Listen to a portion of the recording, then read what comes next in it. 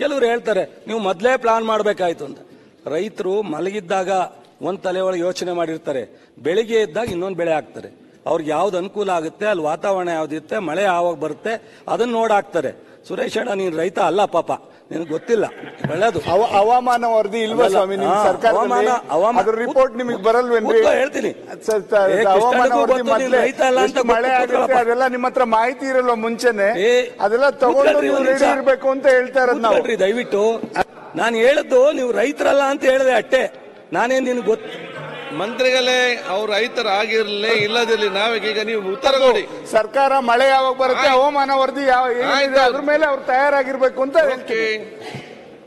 ರೈತರು ಮಳೆ ಯಾವಾಗ ಬರುತ್ತೆ ಅನ್ನೋದನ್ನ ನಮಗೂ ಗೊತ್ತಿರುತ್ತೆ. ಬೆಳೆನ ಯಾವುದು ಅವ್ರಿಗೆ ಬೇಗ ಮಳೆ ಬಂದ್ರೆ ಯಾವ್ದು ಹಾಕ್ಬೇಕು, ಲೇಟಾಗಿ ಮಳೆ ಬಂದ್ರೆ ಹಾಕ್ಬೇಕು ಅನ್ನೋದನ್ನ ಅವ್ರು ಯಾರಿಗೂ ಅಡ್ವಾನ್ಸ್ ಆಗಿ ಹೇಳಲ್ಲ. ಅವ್ರಿಗೆ ಯಾವ್ದು ಅನುಕೂಲ ಆಗುತ್ತೆ ಆ ಬೆಳೆನ ಹಾಕ್ತಾರೆ. ಅದು ಒಂದ್ ಕಡೆ. ಒಂದೇ ಬಾರಿ ಸಬ್ಸಿಡಿ ಬಿತ್ತನೆ ಕೊಡ್ತಕ್ಕಂಥದ್ದು ಒಂದೇ ಬಾರಿ.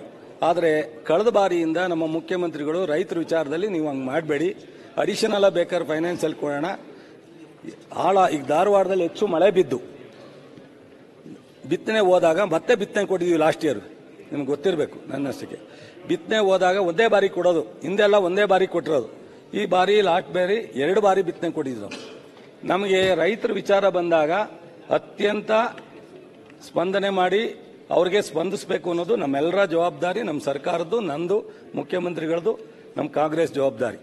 ನಾವು ಆ ವಿಚಾರದಲ್ಲಿ ಯಾವತ್ತೂ ಮೈಮರ್ತಿಲ್ಲ. ಮತ್ತು ಅಧಿಕಾರಿಗಳ ಜೊತೆ ಮೀಟಿಂಗ್ ಮಾಡೋದಾಗ್ಲಿ, ಟೂರ್ ಮಾಡೋದಾಗಲಿ, ರಿವ್ಯೂ ಮಾಡೋದಾಗಲಿ, ಕೇಂದ್ರ ಸರ್ಕಾರ ಜೊತೆ ಸಂಪರ್ಕ ಇರೋದಾಗಲಿ ಇಲ್ಲ. ಆದರೆ ಅಲ್ಟಿಮೇಟ್ ಕೊನೆಗೆ ಏನಾಯ್ತು ರಿಸಲ್ಟು ನಮಗೆ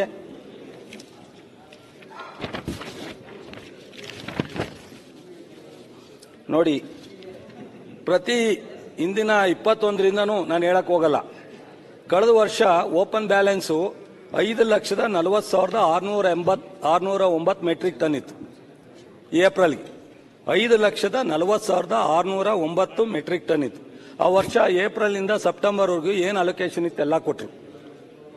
2 ಲಕ್ಷ, ಈ ವರ್ಷಕ್ಕಿಂತ 2 ಲಕ್ಷ ಜಾಸ್ತಿ ಇತ್ತು ಓಪನ್ ಬ್ಯಾಲೆನ್ಸು. ಸಪ್ಲೈನೂ ಸಹ ಪೂರ್ಣ ಪ್ರಮಾಣದಲ್ಲಿ ಕೊಟ್ಟರು, ಕಂಪ್ಲೀಟ್.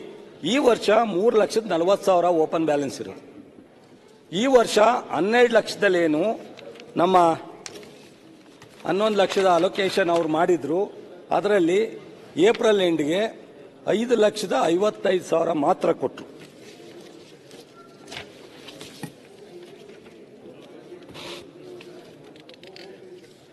$5,55,000 ಮಾತ್ರ ಕೊಟ್ಟರು. ಒಂದು ಸೆಕೆಂಡ್.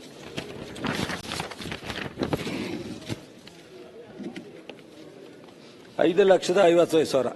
ಇದರಲ್ಲಿ ಏಪ್ರಿಲಲ್ಲಿ 20,000 ಜಾಸ್ತಿ ಕೊಟ್ಟಿದ್ದಾರೆ ಸಪ್ಲೈ ಕೇಂದ್ರ ಸರ್ಕಾರದ. ಮೇನಲ್ಲಿ ಬಂದರೆ 10,000 ಕಡಿಮೆ ಆಯಿತು.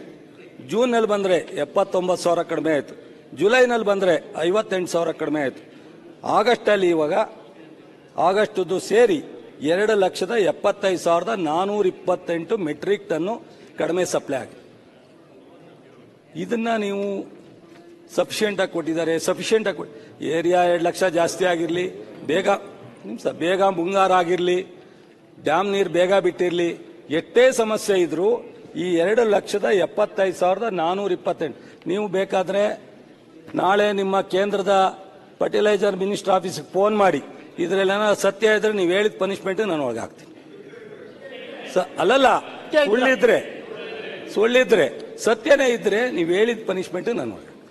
ನೀವೇನು ಇಲ್ಲೇನು ಈಗ ನೀವು ಫರ್ಟಿಲೈಸರ್ ಬಗ್ಗೆ ನೀವು ಇವರಿಂದ ತಗೊಂಡಿದ್ದೀರಿ. ನಾನು ಕೇಂದ್ರ ಸರ್ಕಾರದ್ದು ಪ್ರತಿ ದಿವಸ ಏನು ಬರುತ್ತೆ ಅದನ್ನ ನಾವು ಡೀಟೇಲ್ ತಗೊಳ್ತೀವಿ. ಸರ್ಕಾರ ಕೇಂದ್ರ ಸರ್ಕಾರದ ಇದು ಒಟ್ಟು ಏಪ್ರಿಲ್ನಿಂದ ಈ ಸೆಪ್ಟೆಂಬರ್ ಎಂಡ್ ಒಳಗಡೆ ಬರಬೇಕಾಗಿರ್ತಕ್ಕಂಥ ಬ್ಯಾಲೆನ್ಸು ಬಾಕಿ 2,75,428 ಮೆಟ್ರಿಕ್ ಟನ್ನು ನಮಗೆ ಬರಬೇಕು.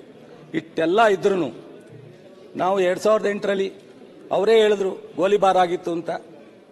ಇವತ್ತು ಇಷ್ಟೊಂದು ದೊಡ್ಡ ಪ್ರಮಾಣದ ಬಾಕಿ ಇದ್ದು 2 ಲಕ್ಷ ಮೇಜು ಏರಿಯಾ ಜಾಸ್ತಿ ಆಗಿದ್ದು 1-1.5 ತಿಂಗಳು ಮುಂಗಾರು ಬೇಗ ಪ್ರಾರಂಭ ಆಗಿ ಇಷ್ಟೆಲ್ಲ ಸಮಸ್ಯೆ ಆದರೂ ಸಹ ನಾವು ಇಲ್ಲಿವರೆಗೂ ಬಹಳ ಎಚ್ಚರಿಕೆಯನ್ನು ವಹಿಸಿ ಕಂಟ್ರೋಲ್ ಮಾಡ್ಕೊಂಡು ಇವತ್ತು ಗೊಬ್ಬರನ ಸಪ್ಲೈ ಮಾಡ್ತೀವಿ.